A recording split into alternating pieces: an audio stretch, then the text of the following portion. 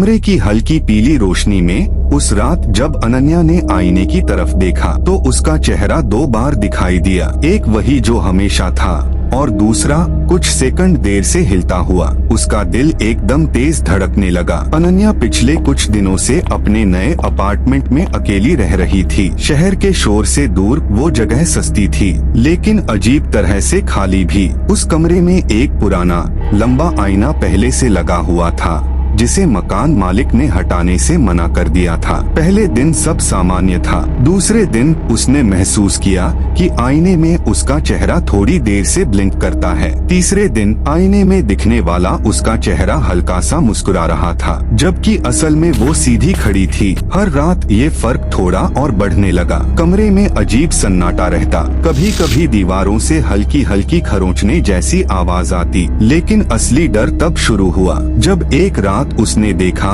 कि आईने में उसकी परछाई धीरे धीरे उसके पास आने लगी, जबकि वो खुद एक जगह जमी हुई थी। उसने नजर हटाने की कोशिश की, लेकिन जैसे कुछ उसे मजबूर कर रहा था। आईने के अंदर वाली वो अब बिल्कुल सामने थी। और फिर उसने हाथ उठाया। असल अनन्या का हाथ नीचे था। उसके गले से आवाज तक नहीं निकली। अगली सुबह उसने इंटरनेट पर उस घर के बारे में ढूंढना शुरू किया। कुछ पुराने फोरम्स में लिखा था कि उस अपार्टमेंट में पहले एक लड़की रहती थी, बेहद खूबसूरत लेकिन अजीब तरह से अकेली। लोग कहते थे वो लड़की हर वक्त आईने के सामने खुद को देखती रहती थी। फिर एक दिन वो गायब हो गई। कमरे में सिर्फ वही आईना बचा था। उसके बाद से जो भी वहाँ रहा ज्यादा दिन नहीं टिक पाया। उस रात अनन्या ने फैसला किया कि वो उस आईने को ढक देगी। जैसे ही उसने कपड़ा उठाया और आईने पर डालने लगी, उसे महसूस हुआ कि पीछे से कोई उसे देख रहा है। कमरा खाली था, लेकिन आईना अभी भी खुला था। उसने एक आखिरी बार उसमें देखा।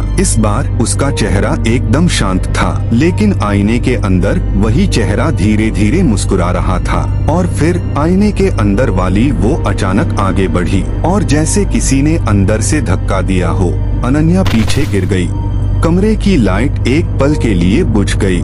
जब लाइट वापस आई, अनन्या खड़ी थी, लेकिन कुछ अलग था। उसकी आंखों में अब वही ठंडापन था जो आईने वाली में था। वो धीरे धीरे मुस्कुराई और उसी समय आईने में खड़ी दूसरी वो डर के मारे पीछे हट रही थी। असल अनन्या अब आईने के अंदर फंसी हुई थी। वो चिल्लाना चाहती थी, लेकिन आवाज बाहर नहीं आ रही थी। कमरे के बाहर से सब कुछ सामान्य दिखता था। अनन्या अब पहले से भी ज्यादा खूबसूरत लग रही थी। वो लोगों से मिलती, हंसती, लेकिन हर रात वो उसी आईने के सामने खड़ी हो जाती और अंदर कैद असली अनन्या को देखती रहती। धीरे धीरे मुस्कुराते हुए कुछ दिनों बाद उस अपार्टमेंट के बारे में एक और पोस्ट इंटरनेट पर आई। वहाँ रहने वाली लड़की अब अजीब व्यवहार करती है और आईने में उसका चेहरा 2 बार दिखता है।